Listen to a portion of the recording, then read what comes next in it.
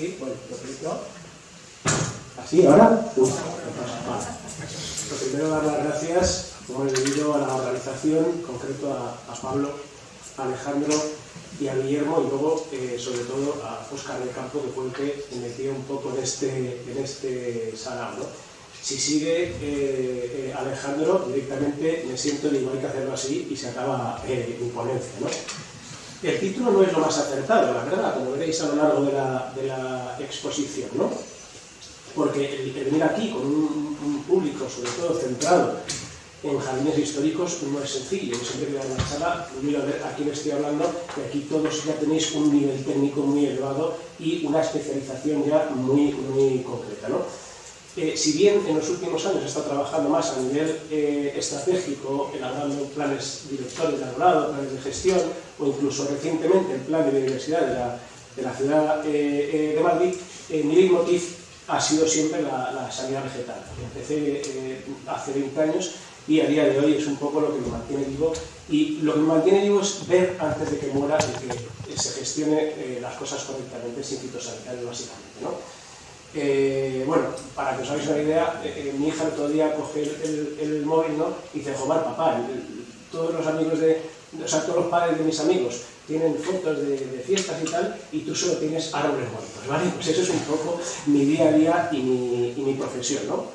En ese afán de concentrar un poco en esta hora, que puede ser mucho, puede ser poco, somos semillas, un tiempo complicado. Yo me muevo más con las 5 horas, los 10 minutos, pero una hora es complicado. Pues aquí tenéis cómo he resumido yo, ¿no? En un contexto, unas experiencias previas, nacionales e internacionales, cuáles son las circunstancias futuras, herramientas disponibles. Hablaré de lo general, que es de donde yo me he movido, en la gestión de arbolado de ciudades, pero luego pasaré a vuestro escenario, que son el caso particular de los jardines botánicos, y luego pues unas conclusiones, ¿no? ¿Cuál es el contexto? Bueno, deciros que en junio del año pasado ya la Comisión Europea establece la posibilidad de que se elabore un reglamento en el que se prohíban literalmente la aplicación de todo producto protector de las plantas, ¿no? Aquí yo espero que hagan una mejor definición, porque si no nos quedaríamos sin esos productos blandos, como tú hablabas, Alejandro, de jabones y otras cosas, ¿no? Y habla de áreas sensibles que, sin lugar a duda, pues evidentemente todos vosotros que gestionáis jardines históricos estáis en ello, ¿no? En marzo estuve, debí de ser de los pocos que estaba en esa reunión que organizó Fitoma, la primera, dicho sea de paso, en España, que pone encima de la mesa precisamente esta circunstancia, ¿no? Y que lo tituló De la granja a la mesa, que todos conoceréis en el ámbito de los ODS, soluciones basadas en la naturaleza, etcétera, ¿no? Esto, o sea, el que yo representase ese porcentaje tan bajo en esa reunión os dice que somos los hermanos no pequeños, sino muy pequeños de la agricultura, ¿de acuerdo? O sea, realmente todo lo que hay, legislación, aplicaciones, metodología, etcétera, lo venimos importando de la agricultura con mayor o menor acierto. ¿Y cuál es el reto? Pues, y obligación legal, como vemos, pues mantener la salud de las plantas, minimizando los riesgos para la salud humana y el medio ambiente. Esto, evidentemente, implica disminuir o incluso, como ya se baraja, el no empleo de productos tóxicos, ¿vale? Yo hablaría de productos químicos de síntesis, es muy largo y muy engorroso, pero es más propio que hablar de productos fitosanitarios, porque hay productos fitosanitarios que se pueden aplicar en la agricultura ecológica, ¿no? Entonces, esto es una diapositiva que yo usaba mucho, ¿no? Y es que el Real Decreto te plantea el disminuir el uso de plaguicidas y tienes 3 posibilidades, ¿no? No tratar de otra forma o tratar menos. Bueno, pues veis que es que el tratar menos ya cada vez legalmente se va a acabar. Por eso yo lo tacharía y me dedicaría a tratar de otra forma o directamente no tratar, ¿vale? Entonces hay un cambio de paradigma, ¿vale? La gestión integrada para mí ya está muerta. O sea, ya no podemos hablar de gestión integrada, que es el uso de todos los componentes, ¿no? Todos los mecanismos para combatir la sanidad, para combatir los daños que nos encontramos, ¿no? Minimizando el uso de fitosanitarios, que siempre nos olvidamos que eso rezaba la gestión integrada cuando nace en los años 70 al abrigo de lo que nos vendieron con la Revolución Verde, que es que con los pesticidas lograríamos alimentar a toda la población, ¿no? 50 años después nos damos cuenta de que eso no es posible, ¿no? Con lo cual ahora ya debemos de hablar de fito cero, ¿no? Es decir, no empleo de productos químicos. Fito Cero tiene también, es una marca de marketing, con lo cual tiene también sus errores, ¿no? Pero bueno, es un poco el eslogan que se maneja ahora, y evidentemente ya la gestión integrada aparcarla. Que ha dado muchos dolores de cabeza, porque la gestión integrada, dejaba siempre esa posibilidad, ¿no? O sea, usar el mínimo posible de productos fitosanitarios, ¿no? Es como decir a un fumador que fume todo lo que él considere necesario, pues puede ser un pitillo o 3 cajetillas, ¿vale? ¿Qué ha pasado en España y en otros muchos países? Pues que usaban al destajo los fitosanitarios, ¿no? Esto es lo mínimo que yo necesito, ¿vale? Ahora ya no, ahora ya el escenario, como vemos, es diferente. ¿Qué experiencias contamos a nivel nacional e internacional? Empezaré por internacional, por mi país de origen, que es Francia, y que yo creo que es uno de los países de Europa y probablemente del mundo que más ha peleado por el tema de fitosanitarios. Os invito a que brujuléis en una página que se llama Nouvelot de Coquelicot, que haremos amapolas que van ya por 1.200.000 firmas, ¿no? Que lo que aboga es porque es eliminar directamente los pesticidas, no son ingenierías en la agricultura, que es una guerra mucho más potente, ¿no? En esto no me extiendo, ¿no? Simplemente estas diapositivas pues marcan un poco la evolución de la ciudad de París, ¿no? Cómo inician ya sus pasos antes de que entre el siglo XXI, ¿no? Y, pues bueno, las 5 ciudades, sobre todo, aquí faltaría Lille, Rennes, Bourges, París, Lyon, y son las ciudades que más han trabajado, sobre todo en el tema de fitos cero. Ya os digo que nos llevan pues, en torno a unos, yo calculo, 15 años de media de diferencia, ¿no? Básicamente yo mi trabajo consiste en ir a Francia, ver lo que hacen, venir aquí y contarlo. Luego así, viviendo 15 años, intentaré seguir aquí hasta que me jubile, ¿no? En España, bueno, en Francia, en el año 2017, en enero, pues prohíben directamente, o sea, se adelantan a este reglamento, ¿no? En espacios verdes, ¿no? Y prohíben directamente, al abrigo de la Ley de Transición Energética, el uso de productos fitosanitarios en espacios verdes del Estado. Bueno, eso también lo saben. Desde 2022, julio concretamente, esta prohibición se hace extensiva a propietarios privados, fijaros lo que esto implica, y a sitios frecuentados por público, hoteles, campings, cementerios, etc. Y sacan de ahí, lógicamente, 2 huesos duros de roer, son campos de golf, campos de fútbol, etcétera, os podéis imaginar. Pero ya adelantan y dicen, ojo, porque en el 25 os quitamos el chollo y esto ya lo tenéis que incorporar, ¿vale? Hay toda una serie de marketing, lógicamente, y no marketing, sino criterios técnicos, como bien podéis ver, guías de soluciones para cómo llevar a cabo esta gestión. Pero bueno, la charla mañana, que yo estoy deseoso de verla, de Alejandro, que sería como un resumen seguro de todo esto, porque creo que están haciendo aquí un trabajo, dicho sea de paso, maravilloso, y que solo el conocer lo que estáis haciendo aquí, así ha merecido la pena estar aquí con vosotros, ¿no? En España empezamos ya haciendo unos pinitos en Portaventura, luego el Botánico de Valencia se sumó, Lérida hizo muchas publicaciones, Xavier Pons, mi compañero, que fue el que realmente cuando yo en el 2008 le llamo y le digo, oye Javier, ¿esto cómo se hace? ¿No? Pues, él había investigado mucho, pero tener en cuenta que en esa época que hago yo el doctorado apenas se hablaba de esto, o sea, había muy pocas publicaciones al respecto, había muy poco de donde tirar, muy pocas experiencias. Madrid se suma, poquito a poco, las estufas de retiro es un gran ejemplo, que copian directamente unos invernaderos de Francia. Patrimonio Nacional nos ha logrado, o sea, nos ha costado, perdón, pero lo hemos logrado, ha sido un largo camino, tener en cuenta que son 20.000 hectáreas de montes y 500 hectáreas de jardines repartidas en 5 delegaciones, Aranjuez, Madrid, El Pardo, El Escorial y La Granja, de sur a norte, ¿no? Aranjuez ha sido también otro caballo de batalla, hablaré de estas experiencias, ¿no? Vitoria se suma, y Segovia, y otras experiencias, y aquí pues, podríamos poner también el jardín botánico, esta diapositiva habrá que actualizarla, ¿vale? ¿Y cuáles son las circunstancias futuras? Y tampoco me voy a extender mucho, porque ya se ha hablado mucho del cambio climático y creo que es un tema ya bastante redundante, pero sí saber que va a haber una sobrepoblación, ¿no? Esto es un poco las cifras que se barajan, que gran parte de la gente en el primer mundo, ¿no? Va a estar en ciudades. Este es el gráfico de la población en rojo, que va a estar concentrada en las ciudades, y esto es lo que va a suceder supuestamente en el 2050, ¿no? A esto se va a sumar la contaminación, a esto se va a sumar el efecto de calor en las ciudades. Tener en cuenta que estoy marcando arbolado de ciudades, luego hablaremos de jardines botánicos, ¿no? fenómenos drásticos, ¿no? Por el cambio climático, no sequía, son acontecimientos climáticos muy fuertes y el aumento de la frecuencia de la misma. Buena parte del nacimiento, que es preciosa la historia de este jardín, nace de un granizo, ¿no? Con lo cual, pues bueno, muestra un botón. Y esto es un poco qué sentido queremos o cuál necesitamos, ¿vale? Evidentemente, ya no voy a los congresos de parques y jardines porque es otra vez lo mismo, decir que los árboles son necesarios en las ciudades. Eso ya lo hemos comprado y vosotros ya, todos los que estáis aquí, evidentemente, lo habéis comprado, ¿no? Para una imagen, ¿no? Que queremos esto o esto, ¿vale?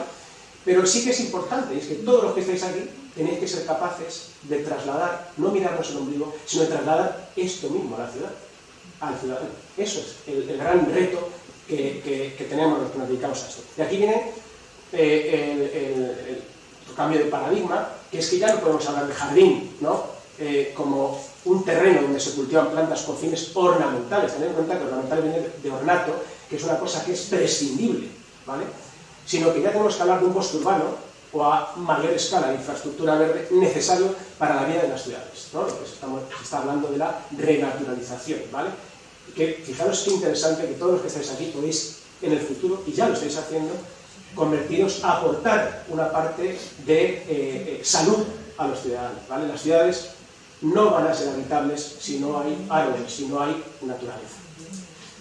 Y bueno, y esto ya los políticos se han dado cuenta, ¿no? Y hay planes de estrategia nacional de infraestructura verde a nivel nacional, en diferentes ciudades, y pues bueno, en el marco en el que nos estamos, Castilla-La Mancha, pues veo que también está haciendo sus deberes, ¿no?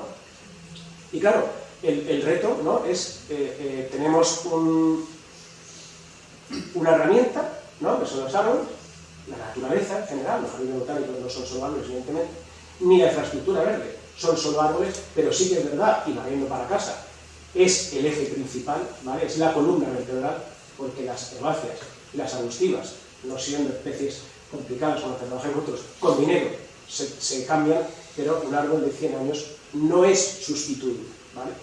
Y quedaros con esa palabra, sustituible o no, porque en vuestro escenario es un tema muy importante a tener en cuenta. Y el reto es eso, mantenerlo. ¿Y qué herramientas tenemos para ello, ¿no? Para las plagas y enfermedades famosas, ¿no? Tú has abierto un melón complicado, que son los residuos. A mí me toca hablar de otra cosa también fea, que son las plagas y las enfermedades, ¿no? Pues bueno, este es mi resumen de mis 20 años de experiencia trabajando con esto: formación, seguimiento, grados de infestación, umbrales de intervención.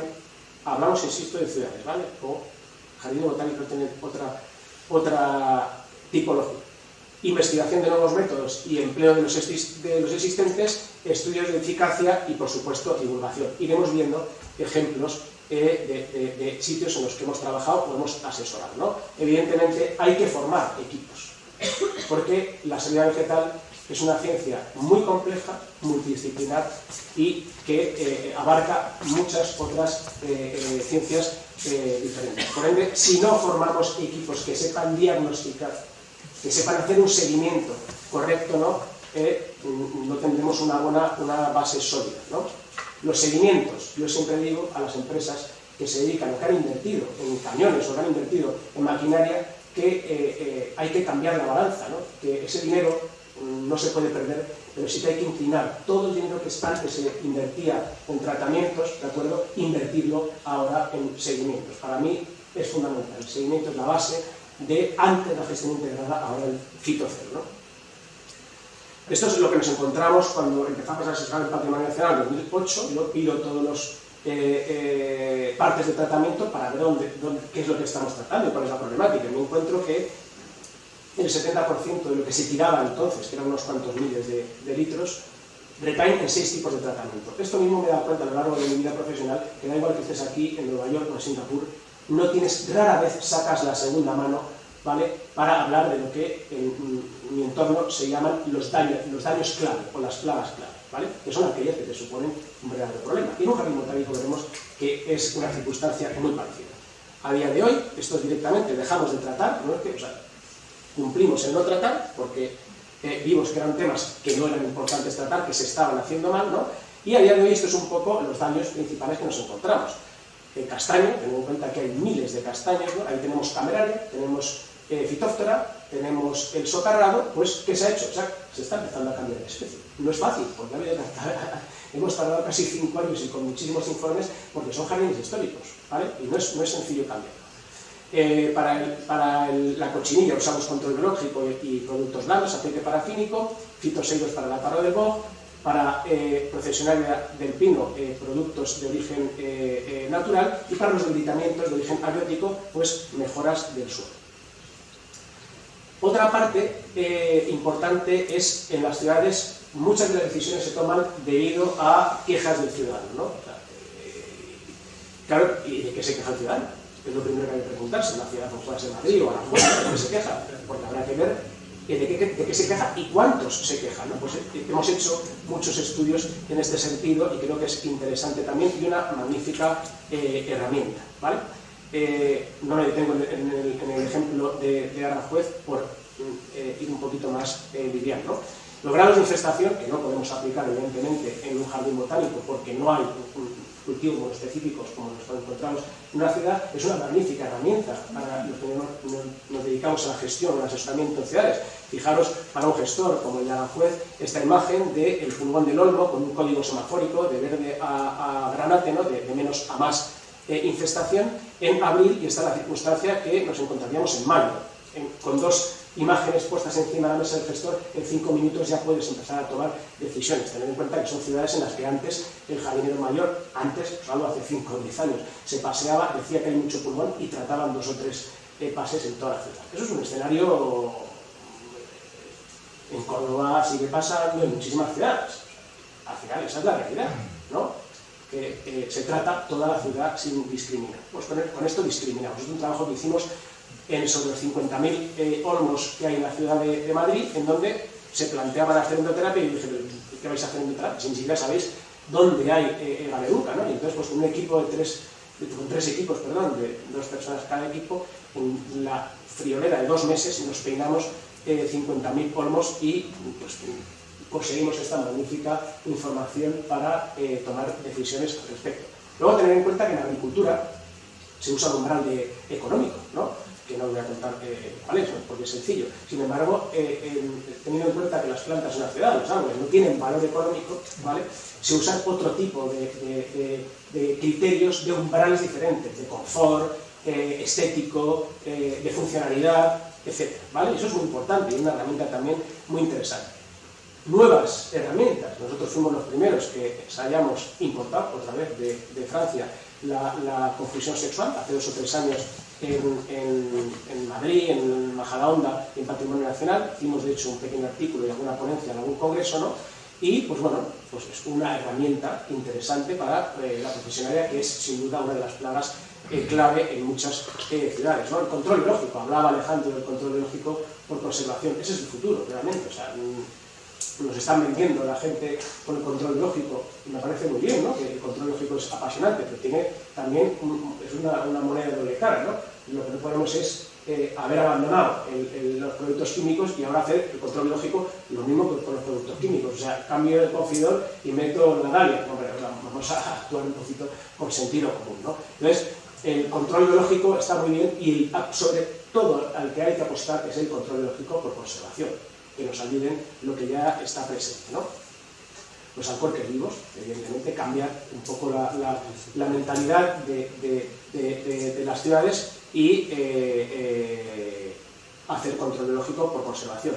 La divulgación es fundamental. Este es un cartel que colgamos en el 2010 en Patrimonio. Veis que esto refleja claramente ese paso, ¿no? Aquí hablábamos de gestión fitosanitaria, ahora ya en Majadahonda estos son carteles que se han colocado. Hace 2 años hablamos de una gestión con 0 productos químicos de síntesis, ¿no? ¿Vale? Trípticos que se han repartido en los colegios, en los institutos, en diferentes ciudades, en la radio, ¿no? Hay que hacer mucha divulgación. Mucha divulgación, ¿por qué? Pues porque esto de atrás, perdón, que parece una tontería, implica al político. Una vez que el político ha puesto estos carteles, ya no tiene vuelta atrás, ¿vale? Entonces ya le estás atando en corto al político, y por otra parte al ciudadano, ese que tantas quejas da, le estás dando una herramienta para que conozca. El ciudadano no es tonto, ¿vale? Ya no es tonto, simplemente hay que hablar su idioma, evidentemente, ¿vale? A través de trípticos, cosas muy sencillas, buscar iconos. ¿Qué niño hoy en día no ve una mariquita y sabe que se come los pulgones? Bueno, ya es un avance. Pues en esa línea, ¿no? Otros trípticos, tal, carteles, ¿no? De si me ves, respétame, hay una insectofobia, si se puede decir, ¿no? O sea, el concepto de biofilia que estableció el estudioso de las hormigas, ¿no? Edward Wilson, padre de la ecología, es una realidad. O sea, yo tengo compañeros de mi hijo que les llevo por el campo con una isla de hormigas y se espantan, ¿no? Entonces, bueno, eso hay que cambiarlo, evidentemente. O sea, los árboles en la ciudad, a continuación, son útiles, pero los árboles no vienen solos, no son de plástico, ¿vale? Entonces hay que ir educando. Y hay que arriesgarse, ¿no? Yo critico mucho esto a mis compañeros, nosotros no somos científicos, ¿vale? Que hay que hacer divulgación técnica, hay que publicar lo que haces para someterte, como estoy yo haciendo aquí, ¿no? a un elenco, ¿no? Y aceptar críticas y aprender esas críticas, ¿no? Entonces hay que hacer muchos trabajos de publicación, ¿no? ¿Vale? Bueno, pues todo esto es un escenario fantástico, ¿no? Y hay muchas herramientas, ¿vale? Y os digo que esto no vale para nada. Para nada, ¿no? Y con esto hemos perdido 10 minutos, pero era un golpe perfecto, ¿no? Es interesante, ¿no? Con esto solucionamos solo el 20% del problema, porque os he hablado sobre todo de plagas y enfermedades, ¿vale? Y fijaros qué erróneo mi título, aposta, gestión de plagas en los jardines, porque todos entendemos por plagas, ya, pero que no, esto es sanidad vegetal, que sanidad vegetal son daños, hay plagas, hay enfermedades y hay otro cajón muy importante que son los agentes abióticos, ¿vale? Y al igual que pasa en la salud, que ya el problema no son la malaria, ni el SIDA, ni tal, sino que el 90% de las muertes en España se deben a enfermedades no transmisibles, ¿no? Contaminación, problemas respiratorios, etc. En los árboles sucede exactamente igual. El 80%, ya lo decía la Sociedad Internacional de Arboricultura, de los problemas no tienen un origen biótico, sino abiótico, ¿vale? Y esto es un poco los principales problemas: la elección de especie, calidad de planta, tamaño, plantación, suelos deficientes, sequía y o calor, podas y desbroces. Y ahora vais a entender por qué mi hija dice: papá, cuando cojo tu teléfono solo tienes árboles muertos, ¿vale? Porque esto es lo que yo me desayuno o meriendo, ¿no? Una secuoya plantada en Majadahonda. Evidentemente, pues lo va a tener muy complicadito, muy complicadito. La elección de especie es vital y nosotros estamos encargados de asesorar a los que planifican las ciudades. La calidad de planta. ¿Cuántas discusiones hemos tenido en Vitoria delante de esta secuoya que podía tener 30, 40 años? Es hongo, es perforador, es tal. Levanta la secuoya, vamos a ver qué hay. Tardamos unos meses, porque claro, me decían, yo un cachondo que no podemos levantar la secuoya así. ¿Y qué tenía esta secuoya? Pues una especialización. Si veis aquí, esto es un cuello de botella, ¿vale? Esto es que la secuoya está mucho tiempo en el tiesto, echa raíces, se espiraliza y es como si yo esté ahorcado. Por mucho que no puedo tener millones de problemas, pero el problema es que no puedo alimentarme, ¿vale? No puedo alimentarme. Entonces, ¿qué más da? Aquí puedo meter toda clase de productos fitosanitarios que no va a hacer absolutamente nada porque el problema es otro, diferente, ¿vale? El tamaño. En las ciudades existe el vandalismo, evidentemente, ¿no? Pero no podemos plantar árboles grandes, porque el estrés que supone esa plantación, ¿vale? Va a ya estar abocado a muchos fracasos, ¿no? Yo sé que es complicado, un calibre 10-12, 12-14, es complicado, ¿no? Pero se puede, ¿no? La plantación, ese famoso Mariano, entierra un poquito más la planta, que así nos ahorramos el tutor, como en mi pueblo dicen, ¿vale? Esto es una plantación, os pongo este ejemplo, podríamos dedicarnos a ver millones de fotos, pero creo que hay el tiempo limitado. Esto es una plantación que levantamos entera, ¿no? O sea, empezaba a amarillar arriba, a tener los brotes muertos, estos son las rozas, y digo, pues hay que levantar. Ya estás con los levantamientos, yo estoy en una fase, sigo todavía, ¿no? Que mi obsesión es el suelo ¿no? Y me dedico a levantar muchos árboles, y que encuentras pinos que están a 40 y 50 centímetros enterrados, ¿no? Y llevan plantados 3 años o 4 años, ¿no? Entonces es un pino fósil, ¿vale? Entonces al heredero le dice, esta plantación de 1500 árboles no vale. Es triste, bueno, no vale, si quieres puedes dejarla ahí y dentro de 20 años estará exactamente igual. Pinos fosilizados, ¿cuántos árboles nos hemos merendado, hemos desayunado, ¿no?, que llevan 20 años y han crecido 1 metro. Bueno, pues tener en cuenta que son estos los problemas, ¿vale? O suelos. Decía un magnífico arboricultor, ¿no?, que llevamos 50 años mirando a la copa, a ver si ojalá los próximos 50 nos dedicamos a mirar al suelo, ¿vale? Porque al final, al igual que vemos que el gran problema es clima, vemos que el gran problema son temas abióticos, gran parte de la solución va a estar en el suelo, ¿vale? El suelo es de lo que come, de lo que vive la planta, y evidentemente en las ciudades hablar de suelo pues es un poco como el propio nombre de infraestructura verde, ¿no? Es un palíndromo, creo que se llama así, ¿no? El hielo abrasador y ese tipo de cosas. Pues hablar de suelo en una ciudad es complicado, ¿vale? Porque esto es lo que tienes, ese tipo de suelos donde los árboles, aquí os dais cuenta de la resiliencia, esa palabra tan usada y tan manida que yo ya empiezo a aborrecer, como otras muchas, ¿no?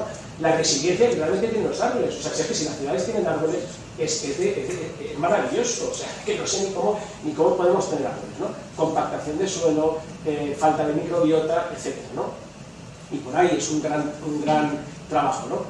La sequía, ¿no? O sea, te llega un golpe de calor, como el que hemos vivido, y de qué vale toda la problemática que hemos estado hablando de plagas de enfermedades. Y fijaros, esto es una ladera en Rolero, aquí, pues esto es en el Escorial, toda la alineación socarrada de castaños, ¿no? O esto es una plantación, un golpe de calor, no recuerdo en qué ciudad, ¿no? Pues evidentemente esto va a suponer una mortandad seria. Las podas, ¿no? ¿Qué hacemos con esto? En serio, me va a preocupar luego de que este árbol o esta palmera tenga picudo o tenga pulgón. Bueno, no hay que perder de vista esto, ¿no? O sea, es importante no confundir causas con consecuencias, ¿no?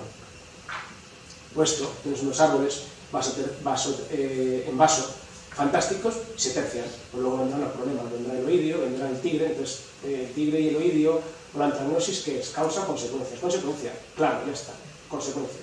No matan la causa, hay individuos prescindibles y no prescindibles, ¿vale? Entonces, en el Jardín Botánico de Madrid hay un marco paisajístico, que son esos setos de boj, ese mirto, esos setos de laurel que bordean lo que es la colección de bonsáis, y luego está la colección viva, propiamente dicha, ¿no? Cuando yo entro ahí a asesorar, me doy cuenta que el 30 o 30% de los tratamientos se van al laurel. Al laurel, ¿no?, que es un seto paisajístico, ¿no? Entonces, mi pregunta es si hay algún problema en que se muera el seto del laurel, ¿no? O sea, realmente esto es una especie botánica importante. Bueno, de primeras así, sí que se quedó así, pero el director entonces dijo: mira, yo le tengo una manía a ese seto que no le puedo ir, o sea, me arriesgo a entrar en el fitocero porque si se muere no pasa nada. A día de hoy está vivo y coleando, soltamos un fitocero, metimos un poquito de otra cosita y está ahora mismo fetén, ¿no? Entonces, es importante en un jardín botánico que el marco paisajístico puede ser pequeño o grande y puede condicionar mucho la colección viva, ¿vale? ¿Por qué? Y aquí hago una crítica a esta casa, ¿no?, que a la que ha sido la mía durante 2 años. Y es que hace 2 años recibo una llamada y me dicen: oye, está pasando una cosa rara en el jardín botánico, y es que estamos encontrando mariposas, abejas y tal, muertas como con estertores y tal. Y digo, a mí eso me huele a producto químico. Habían tratado la Cydalima perfectalis, ¿vale?, ¿a qué hace? Al boj. Y habían tratado, supongo que con cañón, porque ahí se trata con cañón, todo el seto de boj. Si no se conoce el Jardín Botánico de Madrid, ¿vale?, pues ocupa prácticamente, es como tratar todo el jardín, ¿vale? Entonces, todo lo que llevábamos de recorrido desde 2016 a 2022 en un tratamiento se puede ir al garete por un marco, un tratamiento en un marco. Es como si yo tengo el Guernica delante y me toca restaurarlo, y restaurando el marco de ese cuadro me cargo el Guernica. ¿Qué pensarías, no? Pues es exactamente lo mismo, ¿no? Lo segundo es diferenciar daños que matan de los que no matan. ¿De qué estamos hablando? ¿De una armillaria o de un seridium? ¿De qué estamos hablando? ¿De un pulgón o procesionario o estamos hablando de un perforador?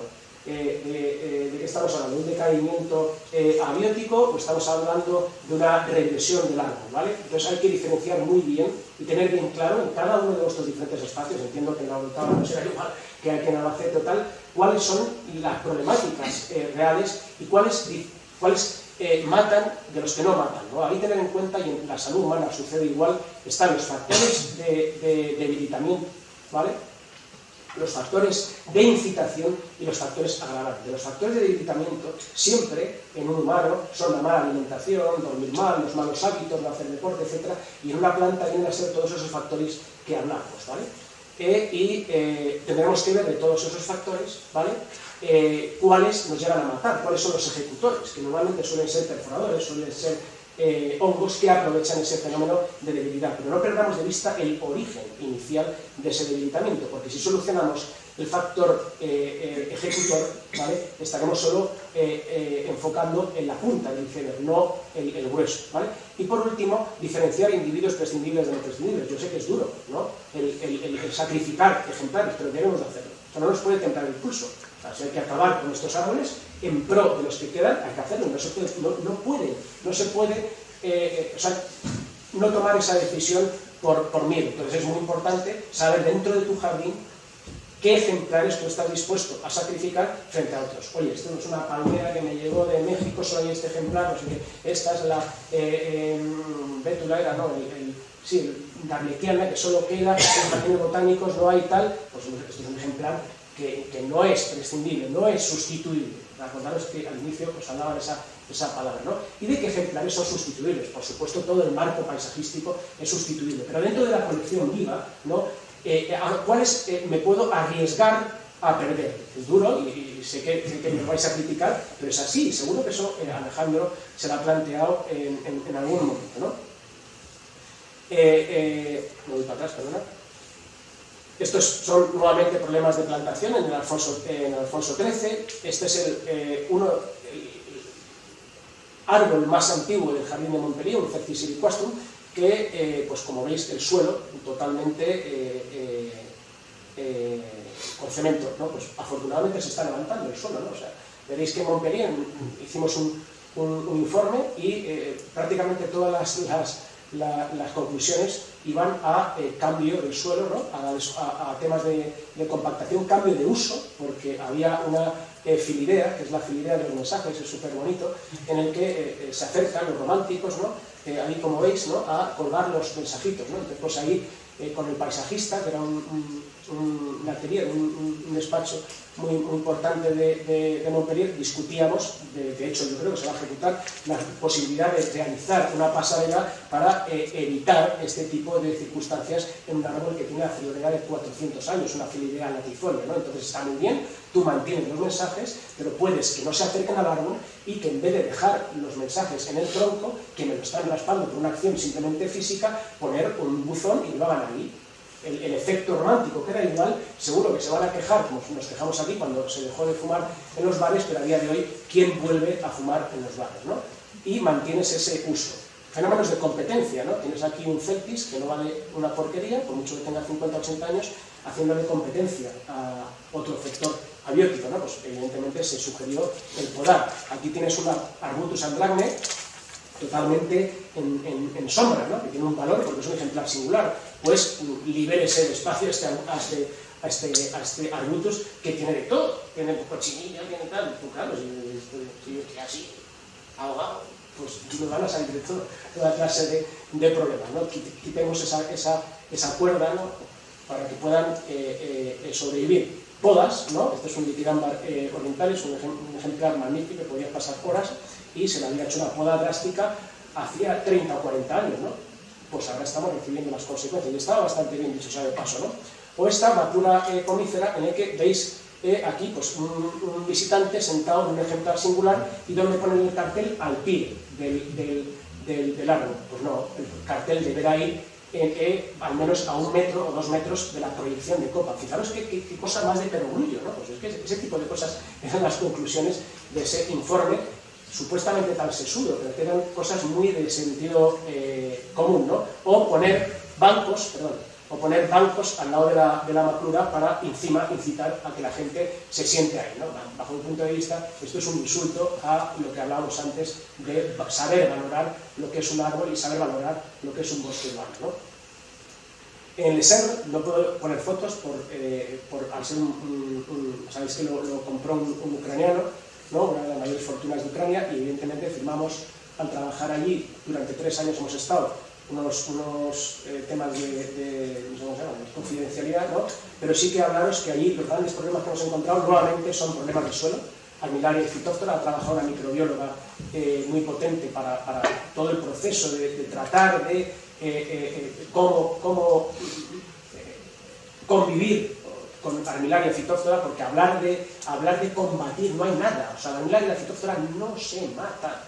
Tienes que aprender a convivir con ella y tratar de no hacer nada para que favorezca su expansión, como puedan ser, como ha pasado en el Jardín Botánico de Madrid, o como me comentaba, ¿quién me comentaba? No recuerdo qué jardín botánico, que se habían hecho unas zanjas, ¿no? Y en el Jardín Botánico de Valencia, ¿no? Se habían hecho unas zanjas, ¿no? Históricamente, y esas zanjas podían acarrear un problema de hongos de suelo, ¿no? Y nuevamente especies invasoras como pueda ser el picudo, porque hay una gran colección de palmeras, ¿no? Luego, una cosa muy importante es pensar, como bien decía Antonia Soto cuando yo me enfrenté por primera vez a un jardín botánico, me dijo, la diversidad botánica siempre va a ser nuestra aliada, ¿vale? Va a ser nuestra aliada en plagas y enfermedades, ¿vale? Pero en factores abióticos no. O sea, un granizo, una filomena no distingue entre si es un celtis, entre si es una pseudosunga, si es lo que sea, ¿no? ¿Vale? Entonces, es una aliada, pero también es una cosa a saber gestionar, ¿no? En las ciudades, sin embargo, pues tenemos esto, ¿no? Entonces tenéis una alineación, que entra la galeruca y empieza por este olmo y termina por el final, ¿no? Entonces, habrá que plantearse si en una ciudad la plaga es la galeruca, la plaga es como pasaba cuando Madoz escribió en 1846 el libro de recopilación en el que el 38% de los olmos de Madrid eran un musmino, ¿no? Pues así pasó, claro. Ahora se habla, Santamur, ¿no? La regla de Santamur, que se la han apropiado los ecólogos para la biodiversidad, pero nace Santamur la escribe precisamente para el manejo de plagas y enfermedades, en el que marca estos porcentajes, pero bueno, como si yo hago así y digo 5, 15, 30, como se está haciendo por ejemplo en el plan director de Sevilla, ¿no? Al final es un poco una orientación que no se debe de plantar más de un número de árboles, no debe de superar en una ciudad de especies el 10%, en cuanto al género de 20% y de la familia el 30%, ¿no? Pues yo creo que no hay ninguna ciudad en España que cumpla esto, ¿no? Al contrario, es decir, lo normal es que te encuentres un escenario en el que el 60, 70, 80% del arbolado sean 10 especies, 5, plátano, olmo, pino, tal. Tienes 5, o sea, igual que nos sacábamos las 5, la otra mano para la plaga de enfermedades, cuesta sacar la segunda mano para saber cuáles son las grandes especies que se usan en nuestras ciudades, ¿no? Y ahí tenéis mucho que hacer vosotros, los botánicos, muchísimo.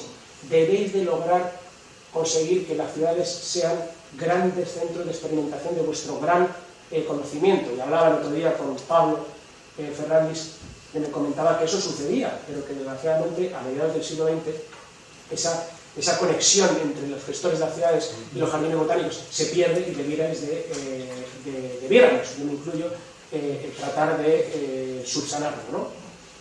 Y bueno, como resumen de problemática, y ya voy terminando, en los jardines botánicos, cambio climático, fenómenos extremos, ¿no? El suelo, ese gran desconocido, ese gran maltratado, ¿vale? Con herbicidas, con compactaciones, con obras, etcétera, ¿no? La aparición de nuevas plagas, ¿no? Es decir, o sea, no podemos olvidar, o sea, hacía ese efecto de choque del 80%, ¿no? Con temas abióticos, ¿no? Pero no podemos olvidar que te puede entrar un picudo, te puede entrar una cochinilla y lógicamente ese 20% también lo debes de gestionar, ¿vale? Porque es un 20% que puede suponer un problema, sobre todo con la aparición de nuevas plagas, en un botánico, teniendo en cuenta que manejáis especies que no se manejan en el resto de la ciudad, pues puede ser también un foco, ¿no? Y que la diversidad, como hablábamos, pues es una aliada, pero también complica la gestión, ¿no? Veo que en vuestro sector estáis haciendo los deberes y de hecho en el año pasado pues ya se está hablando de este congreso, ¿no? De Luis Encantado y de los jardines botánicos frente al cambio global, ¿no? En lo que a cambio climático se refiere, o este proyecto que desgraciadamente fue elaborado por mi amigo Xavier Pons, y compañero, instructor y maestro, y que quería usar los jardines botánicos como centinelas, ¿no? Que es el proyecto IPSN, del International Plant Sentinel Network, precisamente auspiciado por las compañeras que hicieron la conferencia inaugural, magnífica, dicha sea de paso, ¿no? En el que lo que se pretendía, pero aquí en España no hubo mucho éxito. De hecho, colgué el otro día con Xavier Pons para ver en qué había quedado esto, y creo que yo estaba muy disgustado porque muy pocos jardines botánicos se habían sumado, a pesar del gran esfuerzo que hizo, que era ver cómo los jardines botánicos podían actuar como centinelas en lo que a nuevas plagas o enfermedades se refiere, ¿no? Hablar de que es posible, es decir, ya hay jardines botánicos con etiqueta, con certificación, ¿no? Ahí tenéis el Jardín Botánico de Ginebra, en Suiza, que coincidí precisamente tanto con el director como el jefe de horticultura en el trabajo de Niza, y tenéis este jardín, que es un magnífico ejemplo y que aplaudo, y oí que se me saltan las lágrimas. Por tanto, como conclusión, y dejaré, creo que me he ceñido bastante, ¿no? Ayer me acosté a las 3 de la mañana porque digo, traigo demasiada diapositiva, así que esta mañana me he dedicado a recortar porque venía con un chiqui 100.000, me alegro haber recortado, ¿no? Porque lo breve, si bueno, dos veces bueno. ¿Y cuál es la conclusión? Que la gestión fitosanitaria no solo es posible, sino que es necesaria, ¿vale? El fito cero, ¿no? Por imposición legal. Que nos vamos a enfrentar a un futuro complicado, en una gentrificación de las ciudades, ¿no? Y el cambio climático, que el bosque urbano va a ser nuestro aliado, sin lugar a duda, sino que se lo digan a esta ciudad, si no tuviese espacios verdes, a ver quién pudiera pasear en los meses complicados, ¿no? Yo creo que habrá un despertar cuando empiece a haber muertes, ¿no? Que se puedan achacar a esa falta de naturaleza en las ciudades, que ya se empieza a hacer esa ligación. No vamos muy lentos, pero bueno, o sea, que las herramientas para entender, para manejar la salud de ese bosque urbano es entender bien la problemática real, ¿no? La problemática real, ese 80-20, me da igual 75-25, ¿no? Esos factores de predisposición, de incitación y ejecutores que hablaba, ¿no? Tenerlo muy claro con un jardín botánico o a nivel de ciudad, ¿no? Y que se resume en esa frase de perogrullo, que es que la realidad, plantar bien, respetar y cuidar. Qué tan difícil es en las ciudades donde están tan machacados los jardines botánicos, como modelos ejemplarizantes y como fuente de conocimiento, ¿no? O sea, ya se habla en Lyon de que están empezando a plantar especies que se usan aquí en Madrid, ¿no? Pues qué interesante sería lo que veíamos el otro día con las compañeras del GCI, ¿no? El ver qué especies van a poder vivir en nuestras ciudades en ese escenario futuro que nos viene, ¿no? Y que vosotros hagáis de asesores, porque más conocimiento de vosotros está claro que no tiene nadie, ¿no? Y que convirtamos de una vez por todas las ciudades en mini jardines botánicos, y que esa regla de Saint-Amour no se cumpla 10, 20, 30, sino que salte por los aires y te cueste descifrar en el quesito cuáles son las especies principales, ¿no? Y nada más.